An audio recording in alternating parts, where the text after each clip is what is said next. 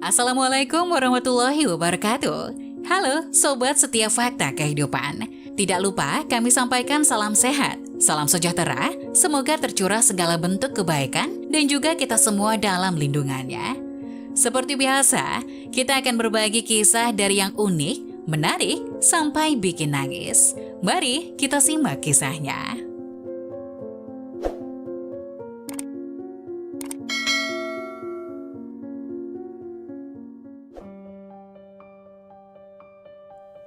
Karena ditinggalkan suaminya, dia berencana menyerahkan anak tirinya pada orang lain, namun berubah pikiran setelah membaca buku harian anak itu.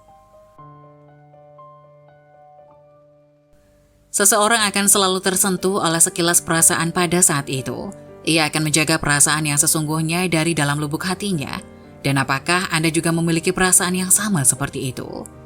Saat usianya 24 ketika itu, Cynthia, meskipun ditentang oleh keluarganya, tetap nekat menikah dengan Steve, seorang duda beranak satu berusia 30 tahun yang ditinggal mati istrinya.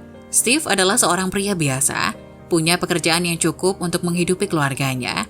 Dia jujur dan tulus. Inilah yang membuat Cynthia tertarik dan menikah dengannya tanpa ragu. Ketika Cynthia menikah dengan Steve waktu itu, Ricky, putra Steve yang baru berusia 5 tahun, akhirnya menerima ibu tirinya setelah dijelaskan oleh Steve ayahnya. Setelah menikah, Steve dan Cynthia menjalani kehidupan sederhana dan bahagia. Namun, kecelakaan lalu lintas 3 tahun kemudian merenggut nyawa Steve. Cynthia sangat terpukul dengan kepergian suaminya, namun ia harus menerima kenyataan itu. Cynthia menjalani hari-hari hidup selanjutnya bersama Ricky. Sejak kepergian Steve, otomatis tidak ada lagi pria dalam keluarga yang mencari nafkah. Cynthia merasa tertekan. Bagaimanapun Ricky bukan anak kandungnya, tetapi dia harus memikul beban tanggung jawab untuk membesarkan Ricky. Keluarganya bahkan menyarankan untuk menikah lagi, mumpung dirinya masih muda dan bisa menjalani kehidupan yang baru.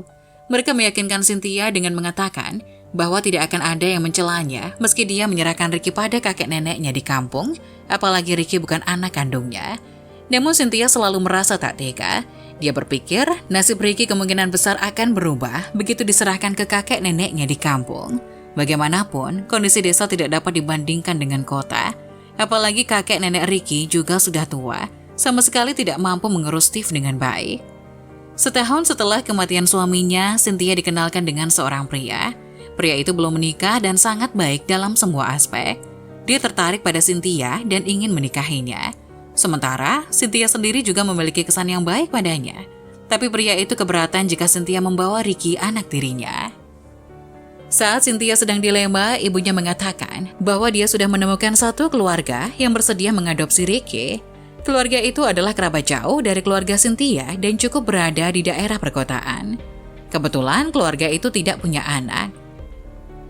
Awalnya mereka berencana ke panti asuhan untuk mengadopsi anak, tapi setelah tahu kondisi Cynthia, akhirnya mereka ingin mengadopsi Ricky.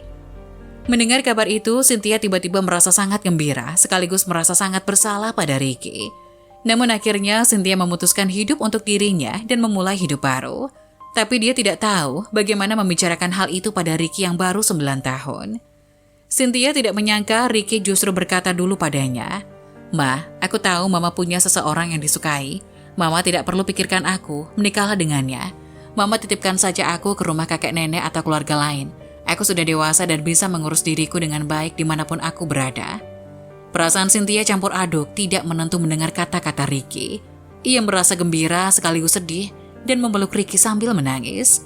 Cynthia membawa Ricky bertemu dengan keluarga yang ingin mengadopsinya. Saat melihat Ricky, keluarga itu sangat suka dengannya. Ricky juga bersedia menjadi anggota keluarga mereka. Cynthia pun merasa senang. Sekembalinya ke rumah, Cynthia mengemasi semua barang-barang Ricky.